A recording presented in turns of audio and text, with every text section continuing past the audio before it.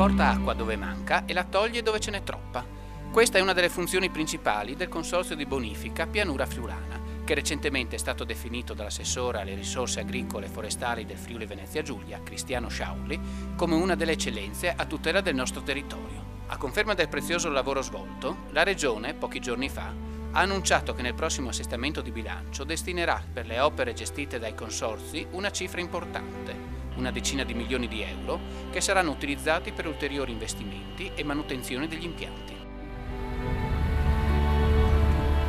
Io credo che spesso in Italia ci sia un vizio molto atavico, che si tenda a banalizzare e a far di tutto un'erba un fascio. Si è parlato molto e spesso a sproposito della inutilità dei consorzi, e spesso ovviamente perché c'erano anche degli esempi negativi in giro per l'Italia. Qui io rivendico con forza il fatto che storicamente i consorzi di bonifica della nostra regione sanno operare e hanno operato bene e hanno avuto un impulso fondamentale per lo sviluppo di un'agricoltura moderna, per cui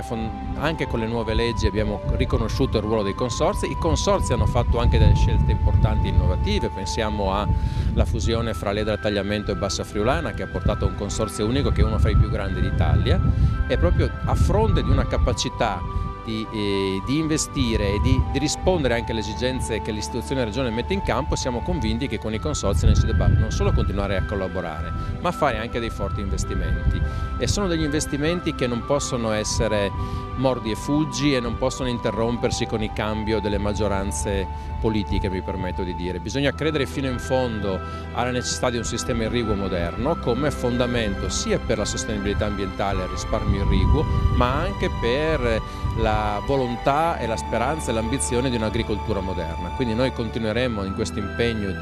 sicuramente impegnativo per le casse